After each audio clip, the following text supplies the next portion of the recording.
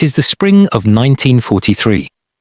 Somewhere in the rolling forests of Lower Silesia, in occupied Poland, a British Royal Air Force officer named Flight Lieutenant Eric Williams crouches in the dirt floor of a cramped wooden barracks. He is not sleeping. He is not eating. He is working.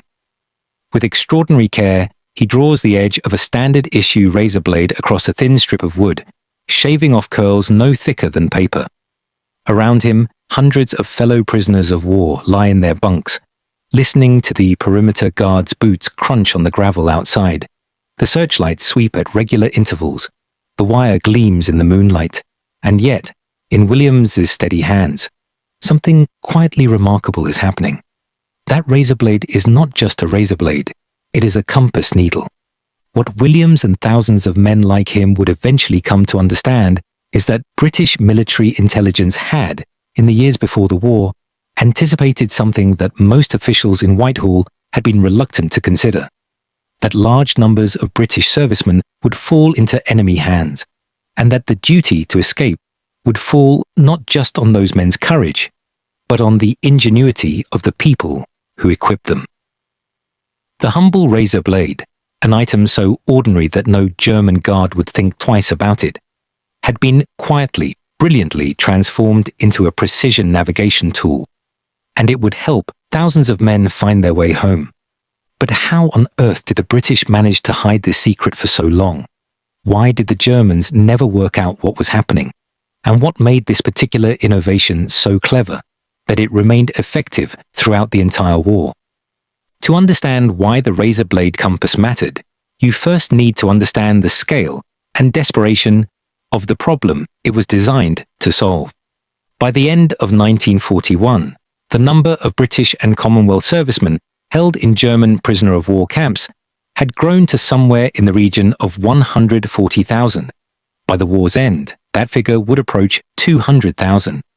These men were held under the terms of the Geneva Convention, which meant that, officially, their captors were bound to treat them humanely.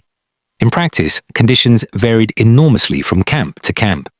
But regardless of physical treatment, the camps shared one overwhelming characteristic: they were extraordinarily difficult to escape from. The Germans were not naive jailers.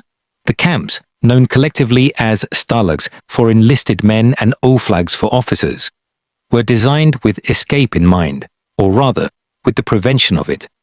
Multiple perimeter fences, often electrified, surrounded the compounds. Watchtowers with armed sentries stood at regular intervals. Searchlights swept the grounds through the night. Guard dogs patrolled the outer wire. And beyond the wire lay hundreds of miles of hostile, German-speaking territory. Most of it occupied Europe, where a man without papers, without money, and without a reliable sense of direction faced near certain recapture. The problem was not simply getting through the wire. Hundreds of men managed that one way or another. The problem was what came next. A man who breaks out of a prison camp at midnight in rural Germany or Poland and has no means of navigating is not an escaped prisoner. He is a lost man walking in circles, without a compass, without a map, without any sense of which direction lies the Swiss border or neutral Sweden or the coast of France. The darkness beyond the wire was almost as much a prison as the camp itself. Official statistics from MY9, the British Military Intelligence Section specifically tasked with assisting escape and evasion, suggest that of the tens of thousands of escape attempts made by British prisoners during the war, only a few hundred resulted in what the organization classified as a home run, a successful return to Allied territory. The rest ended in recapture, often within days or even hours. In the vast majority of those failures, the absence of reliable navigation equipment played a decisive role. The escapee simply did not know where he was or which way to walk. Something had to change. The solution came from a section of British military intelligence that, even today, retains a quality of quiet, almost theatrical eccentricity. MY9 was established in December 1939 under the directorship of Brigadier Norman Crockett, a First World War veteran and former stockbroker who understood instinctively that the war would produce large numbers of prisoners, and that those prisoners represented a resource in terms of morale, in terms of intelligence, and in terms of manpower that Britain could not afford to abandon. Crockett assembled around him a remarkable team. Among them was Christopher Clayton Hutton, a former journalist and enthusiastic amateur magician who held the title of Special Equipment Officer and who approached the problem of prisoner escape with what can only be described as gleeful lateral thinking. Hutton, known universally as Clutty, had a foundational insight that shaped everything his section produced. The best escape tool is one that looks exactly like something it is not. The razor blade compass emerged from precisely this principle. The blade itself was a standard double-edged safety razor blade, identical to millions being manufactured across Britain for civilian and military use by firms such as Gillette and the Birmingham-based Wilkinson sword.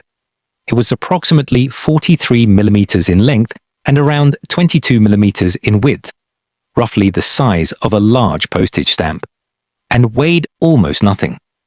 Every British serviceman received them in his kit. German guards confiscating contraband from new arrivals barely glanced at them. A razor blade was the most harmless object imaginable. What Hutton's team had discovered, drawing on principles well understood in basic physics, is that steel of sufficient purity, when subjected to a specific magnetization process, will retain a weak but entirely functional magnetic orientation. In simple terms, a razor blade, treated correctly, becomes a compass needle. When floated on the surface of still water, in a cup, a puddle, the lid of a tin, it will align itself with the Earth's magnetic field, north end pointing reliably north. The margin of error was not negligible, but for a man stumbling through a German forest in the small hours of the morning, even a rough indication of north was the difference between life and recapture. The magnetization process applied to these blades during manufacture was subtle enough to be undetectable without specialist equipment. The blades were shipped to camps through a network of fictitious charitable organizations, fake aid societies that the Red Cross unwittingly helped to legitimize, and which the Germans accepted at face value, because the contents appeared entirely innocuous. Razor blades arrived in their standard paper wrappers. Nothing, to the naked eye or a cursory inspection, distinguished a magnetized blade from an ordinary one. The marking systems MI9 used to differentiate them were, by design, invisible to anyone who did not already know what to look for. If you are finding this interesting, a quick subscribe helps more than you know. The razor blade compass was not the only tool MI9 produced, but it was arguably the most versatile and the most widely distributed. It was used in virtually every major British prisoner of war camp in Germany and occupied Europe during the course of the war. At Stalag Luft III, the camp in Lower Silesia, that would later become famous as the site of the Great Escape in March 1944, magnetized razor blades were among the standard items held by the camp's escape committee.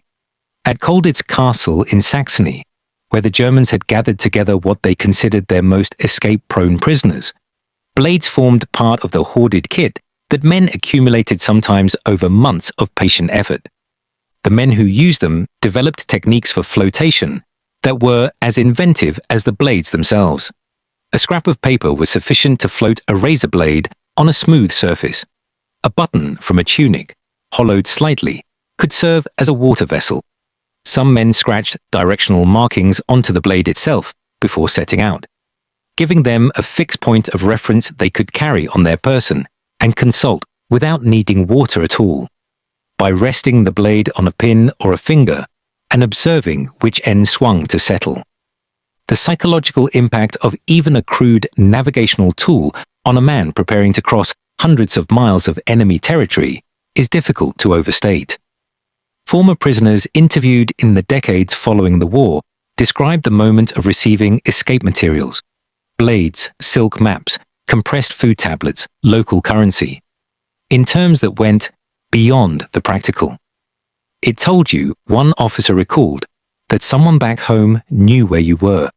that someone had thought about the exact problem you faced and tried to solve it, that you were not entirely alone. The Germans were not unaware that something was being concealed from them. Throughout the war, the Abwehr, German military intelligence, maintained active surveillance of Red Cross parcels and charitable aid packages arriving at prisoner of war camps. Regular inspections were conducted, contents were scrutinized, items were confiscated on the flimsiest pretexts, and yet the razor blade compass, for the most part, sailed straight through these inspections. The simplicity of the concept was its protection.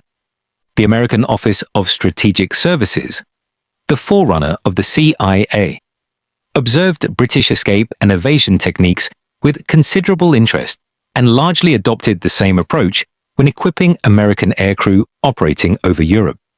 German efforts to produce equivalent covert navigation aids for their own downed aircrews were, by most accounts, significantly less sophisticated. The Luftwaffe relied more heavily on standard-issue equipment that was, in consequence, far easier to identify and confiscate upon capture. The philosophy of concealment through ordinariness, the idea that the best place to hide a weapon is inside a mundane object, was, it seems, a distinctly British innovation, and one the Germans never quite managed to replicate. The razor blade compass stands in a tradition of British ingenuity in clandestine operations that stretches from the Second World War forward into the Cold War and beyond. The principle of embedding functionality inside unremarkable everyday objects, what intelligence professionals would later call a natural cover approach, became a founding doctrine of post-war British intelligence equipment design.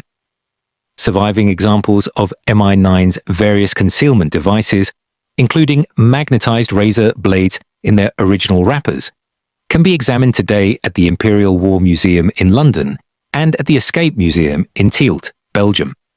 And so we return to that barracks in Lower Silesia, to Flight Lieutenant Eric Williams, drawing the edge of a blade across a piece of wood in the half-dark, surrounded by sleeping men and watchful guards. What he's holding in his fingers is, by any external measure, utterly commonplace.